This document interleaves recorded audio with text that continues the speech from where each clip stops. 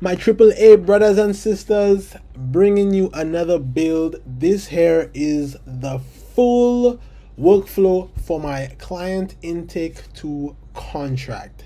Everything from getting the prospect, giving them an intake form, all the way up to getting them a contract. I'm going to show you the SOP I've started building now and the parts of the workflow that I have automated so far. I've shown you a couple pieces of them in fragments, but right now I'm going to show you what the full workflow looks like, especially now that I've added the combining or the common denominator, which is the Airtable base, where everything lives and it streamlines everything and makes everything way more organized. So let's get started. I'm gonna just quickly run you through the SOP document just so you can see how I have it set out, and then I'm just gonna go straight into the demo. We're gonna do it from scratch as if I've just got a new prospect, and then you're gonna see everything in action. So check it out. And if you want any of the blueprints or anything that I have here, just go ahead and leave a comment and I go check on you. You already know. All right, so the SOP document right now. Step one is to start with a client brief or niche description. So I have an Airtable form that I will fill out with that client description or niche description, and then that triggers this flow here, which will generate my form. Once that is done, I will use one of the messages. It generates some templates for some outreach messages. I will take those, send it to the client. Once the client fills that out, then this flow here will be triggered. Like I said, I'm just running through the SOP document really quickly, not going into too much depth in there, but this flow will be triggered here, which will spit out the following documents: a filled out answer sheet, a summary of the answer sheet, a preliminary customer persona profile, and a preliminary use case analysis. Which this document is the main one that I will be using to run the discovery call, which would be the next step. And then from there, once I hop on the discovery call and I get even more detailed information from the client, show them some of the use case, the preliminary use cases that I thought up, and then we decide on one or two that to really focus on first. I'll get more information from them, create a proposal / roadmap, and then end up generating a custom contract. So these parts here obviously are not, these parts here are not automated yet. These parts may be automated once I start getting more of those interactions under my belt. But so far I've mainly been getting up to this part and then getting on discovery calls. I've had 2 so far. So let's jump into the demo and you'll see exactly how it works. All right, so new intake form generation trigger. So I'm just gonna create something from scratch. So an intake form, let's keep it local to us. So an intake form for a agency owner. So since that's what I meant by local to us, like we're agency owners, right? So I'm gonna put a marketing agency owner who mainly specializes in content. Let's say it's a short form content agency. Short form content for clients in the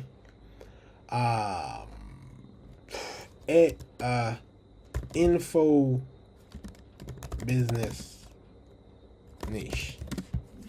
Something just like that. It can be very specific or it can be kind of more vague like this. You could go into as much detail as you have, really. You could plop it in there and then you'll just usually get a better, more relevant form. But let's go ahead and hit generate. And you will see right here, it will run the webhook. Now, I actually did discover a new way to do to get this webhook to run without waiting for the form to redirect. And you can use Airtable automations like hold up, I think I have one somewhere in here. But you can use Airtable automations and get it to go ahead and trigger that webhook even without that page reloading. But anyway, I digress. Let me not get too much in the weeds. Let me go ahead and, oh, you can see the flow has already gone all the way here and it's right here. So what it basically does, just to break it down, let's go a little closer in. So it waits for the description of the niche. Boom. It gets the new entry. It generates the questions with a GPT completion module. It creates a form. It makes a new folder for the form. It moves the form to the folder. It sets the permissions of the form to anyone. And that's important because normally the forms generate with a restricted permission as the default. And then since later on you'll see it spits out a link, a shareable link that you can already just take and give to the client. You want it to change the permissions for you. It stores the questions as variables. So I have literally all the questions in here that it generated stored as variables. It generates up to 40 questions. So I have up to 40 in here. And that's why after 19, it's empty because this particular run only generated 19 questions. Boom, you can see it adds text questions, it adds choice questions, it adds skill questions.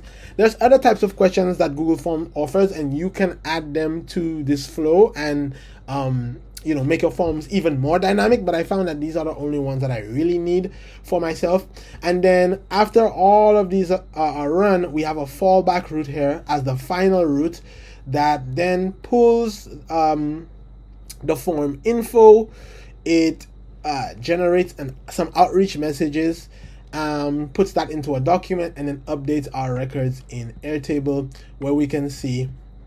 So here we go. This is the one we just put in, an intake form for marketing agency owner. This is form number 5, and I'll just refer to it as form number 5 from now on because that's the ID that I've assigned it here automatically. So this is the response link. This is the link. When you click it, you can automatically just send this to the client so that they can fill out. If you're not ready to send it to the client yet, you can click the edit link, which will bring you to the editing window. And let's say I just wanted to quickly customize it, go in here, upload a header so that it is more branded and looks a bit more professional. I can go ahead and do that, and then you will see that it automatically changes the color scheme on the form to match my header, which I think is really cool. Okay, so that's done. Pretty sure if I reload this, yeah, you'll see that the header doesn't show up yet. Probably takes a little while to update. There we go. Now the header is there, and this is again the link to share with the client that they can actually answer. We'll fill that in just a second so you can see what that's like. But again, we also have our outreach doc. So it spits out, boom, a WhatsApp message and an email format, and then it inserts the link in here so that you can easily just quickly edit this message or personalize this message, copy, paste to whoever the prospect is, or copy and email it to whoever the prospect is. And then finally, you just have this link here with the enclosing folder where you can see all of that stuff. So you can see the form, and then you can see the outreach messages document right there. So now that's done. Let's pretend that we've gone and edited our questions and sent the response link to the client. The client gets this form. So we're gonna go ahead and fill this out like a client. Jack Giller, Jack J, example.com, name of your agency, Jack's back. Briefly describe the services. Briefly describe your services and ideal client. I offer TikTok math video creation for info business owners. Let's just keep it simple. Obviously, the more detail that your client puts in, and this is something you can communicate to them, the more detail that they put in, the better everything after this step will be, and the more efficient the discovery call will be once you do get them on a call. So you can let them know all that so they can have an incentive to fill it out with as much detail as possible. But for now, just for the example, which platforms do you create from? On TikTok, just because I set that up here. And weekly manual and repetitive tasks. On average, how many hours per week do you spend on manual or repetitive tasks? On average, I would say we spend 9 hours around 9 hours editing our TikToks. Current tools in your workflow. List software apps. So I'm gonna put CapCut. I'm gonna put CapCut and I'll put Opus Clip. Let's just leave it like that. Top workflow bottlenecks. Actually coming up with relevant ideas based on trend research or conducting trend research and actually coming up with ideas based on the trend research, then editing and scheduling. Let's just say that. Your client onboarding process. So once a client signs, we get them on a kickoff call where we go through 3 documents and get them set up in our chat, in our Slack, let's just say. Current lead generation methods. So right now, let's say we do content marketing because we're a content agency, paid ads, referrals. Oh, this one only allows you to, which one drives the most leads for you today? Let's say they do a lot of paid ads. How you deliver content to clients. We do a share drive. Your payment and invoicing process. We use Stripe for all of that. CRM and project management tools. So let's say they use ClickUp and HubSpot. Comfort with AI-powered automation. How comfortable are you with automation? Very comfortable. Let's just say very comfortable. Top, full 10. Perfect client. Tasks you'd love to automate first. The content and trend research. Let's say. Success metrics for automation. What goals or KPIs will define a successful automation implementation? If we can save at least 5 hours a week on research. Target budget and timeline. Let's say choose your budget range and when you'd like to start your automation project. $1,000 to $500, $1,000 to $5,000. So you can see this question is kind of broken because it says budget and timeline, but it only has responses for the budget. And again, we just dove straight into this. We pretended that we edited it, but in reality, you would go through and actually at least look at the questions once through and make slight adjustments that you need before sending it to the client, or at least I hope you would. Additional details or questions. We post 500 plus TikToks on behalf of our clients monthly, let's say. Okay, now I'm gonna submit this. Boom. One step that I actually, which I should have been going along with the SOP so that I wouldn't miss this step. It's in red here for a reason. One step that I missed is we need to actually connect our sheet. So let's go to the edit link. We need to connect our form responses. We need to connect our form to our Google Sheet. So I have a pre-existing Google Sheet. Let's click continue. Auto-generated, I believe this is it. Auto-generated form responses. Okay, insert. It's gonna insert it as a new sheet. We're gonna call it form number 5. Just because that's what it is in our Airtable. So that's one of the manual steps that I wasn't able to automate in this flow, is connecting the form responses to a Google Sheet. Because as you will see later, that is gonna be our trigger. So one sec. Let's do.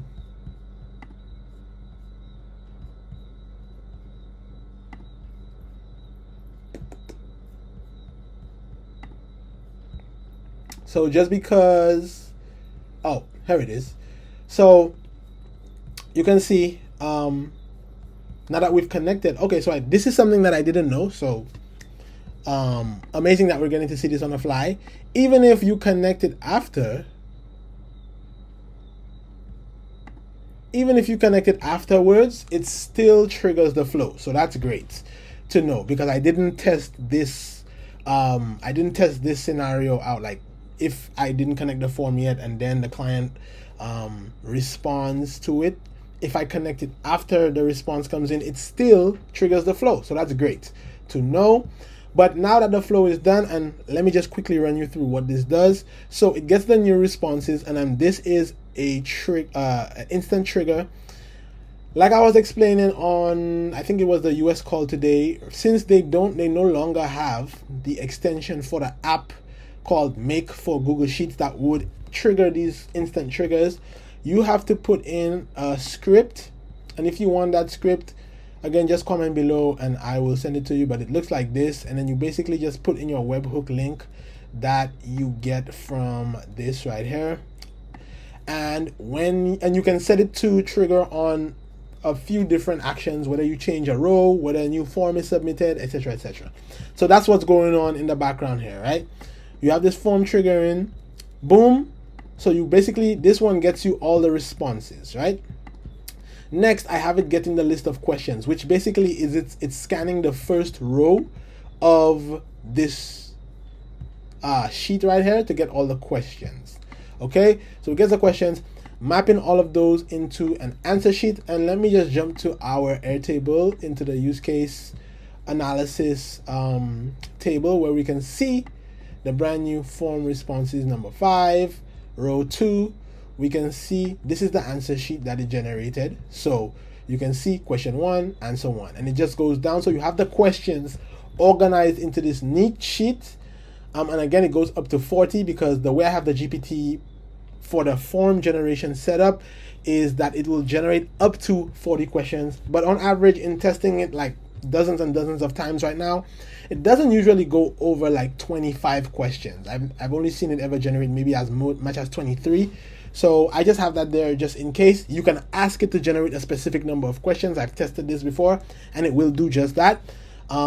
But yeah, you can see you got this neat answer sheet right here. Boom, from the answer sheet, we get this summary doc. Jack Giller, the founder of Jack's Back Agency, specializes in creating mass TikTok videos for information business owners. With a focus on TikTok, Jack spends around 9 hours weekly on manual tasks. Using CapCut and Opus Clip in his workflow, his main challenges revolve around trend research, idea generation, editing, and scheduling. For client onboarding, Jack conducts kickoff calls post-signing, utilizing Slack and 3 documents for setup. Lead generation primarily involves paid ads, with content delivery through shared drive and invoicing managed via Stripe. ClickUp and HubSpot serve as CRM and project management tools, reflecting his strong comfort with AI-powered automation. Seeking to initially automate content and trend research to save 5 hours weekly, Jack aims to streamline operations within a $1,000 to $5,000 budget range. Notably, Jack's team posts over 500 TikToks monthly for their clients. So this is just, again, a summary in a nice, simple paragraph of all the question answers, which is why we needed to generate the answer sheet in the first place, this one. Next, from that summary doc, we go ahead and we generate a quick little client profile. You can see it spits it out using Markdown format. I have an extension here called Markdown Converter. Let me select everything. Go ahead, click Start It, so it'll launch, and then we're gonna click Convert. Boom! It takes all. Whoops! I just clicked into the. All right, I just clicked something by accident there. But anyway, you can see it converts all the Markdown into its relevant conversion. So all the double stars turn into bold.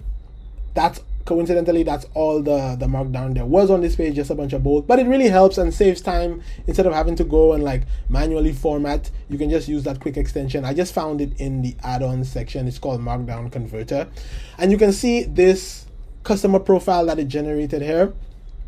Client overview.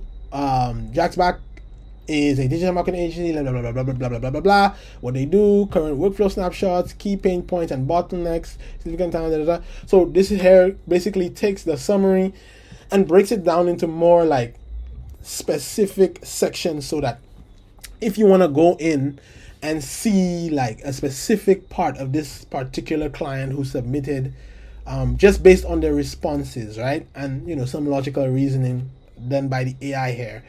For instance, mindset and constraints. Jack exhibits a proactive and tech-savvy approach, especially in adopting AI-powered solutions, which indicates a high receptiveness to innovative automation solutions. Budget constraints are set between 1,000 and 5,000, suggesting an openness but measured approach to investment in automation technology. So you can see it takes the responses and basically forms certain like logical conclusions based on that in this customer profile doc. And this doc here can just be saved in the client profile folder in your Google Drive and used for other processes or tasks that you may want to use your AI for. Feed it this, and then it'll spit out some more relevant information for that client. And then finally, the piece de resistance, the document that we are going to mainly use to run the discovery call that we will subsequently book with the prospect, is the preliminary use case document. And again, I'm having these documents from templates, which is why it already has my logo in the header. One more time, we're gonna go select everything, start the markdown converter, click convert, boom, and we have our headings and everything done, so that we can just so that it's easier on the eyes. So again, it includes a client snapshot, all that information we covered earlier, key pain points at the top here, which is important because this is what the automation opportunities section is going to be addressing. And then we have like 5 or 6 actually automation ideas that we can then go in now, delve into further, edit, like maybe come up with a couple of demos, and then when we get to the discovery call, we already have this ready to discuss with our clients. So we have automated TikTok trend mining and idea generation, what it does. So daily script of TikTok trending topics, AI filtered ideas, tools, make.com, HTTP calls, blah, blah, blah, blah, blah, OpenAI module, Google Sheets / Airtable ClickUp. And of course, you can use your own knowledge to fix these up, like to enhance these ideas before you present it, obviously. So like for me, instantly, I would be thinking Apify, right? Because Apify is a great tool used to scrape. And then there are scrapers in Apify specifically for scraping TikTok trends. So I would definitely add that there. I would say Apify TikTok trend scraping. Why? It cuts trend research time by delivering tailored prompts directly into task lists. Right? And then it gives you an example of like what the flow would look like. Opportunity number 2, content brief and task automation. What? Auto-generate ClickUp tasks with AI-written briefs. Tool, ClickUp, OpenAI, Slack. 3, video editing job dispatch. What? Auto-upload raw files to Opus Clip or CapCut and notify editor. Tools, Google Drive, HTTP, ClickUp, Slack. Scheduling and publishing. So you can see this basically just gives you a great base for a document that you can then go in and enhance on your own with your own knowledge, your own ideas, make it better. I like to go into and then just like once I've done the editing of the actual ideas, copy it and then get ChatGPT to then come up with some header or some cover images that I can use to make the document pop a little bit more. Later on, I can probably build that into an automation as well. Just have it take this specific part of the document, the automation opportunity section, break each one down, 1, 2, 3, 4, 5, each section down by the number, then feed it into an image generation and then plop it into a folder, or go ahead and add it to the doc based on like these placeholders here, like image 1, I can't remember the exact format for how you insert images into a template, but that's a quick Google search will reveal all that information. And let's see what else it spits up here. Recommended tech stack, so just a summary of all the tools it pretty much spoke about earlier. Make.com build notes. It just gives you a few extra notes for your technical brain to mull over. Call strategy and talking points. Verify their TikTok trend sources, official API versus manual checks. Drill into keywords / vertical filtering requirements for ideation. Confirm preferred scheduling tool. Explore onboarding docs, standard templates versus custom. Gauge appetite for phase 1, trend plus briefs, and phase 2, onboarding plus scheduling. ROI hook. Reclaim 5 hours a week or 260 hours a year, enough for 100 extra TikToks or strategic initiatives. Budget check. Map phase 1 cost versus savings timeline. And then it gives you a little note. This call should aim to validate API access for trends and scheduling, confirm priority phase, trend automation versus onboarding, and pitch a 2-phase Make.com implementation plan. This section I love because it just basically gives you some more questions and talking points. So things to clarify, you can build on this again, and it just helps you to get more information from the client. And it even helps you to position the return on investment that your flows will bring to the client business, so that you have like a framing for how to you have an idea of how to frame your value when it comes to trying to push for the sale. So again, this is just a skeleton of what you would actually use in the call. Go in, edit this, and you're good to go. So for now, this is the extent of the flow. You can see very organized in this Airtable here with all the links to everything you need, so you don't need to be fishing around in your Google Drive. Everything is right there for your convenience. And I even included the date and the time of the submission, so that you know around what time that came in. Obviously, it's never finished. I always have things to go in and clean up.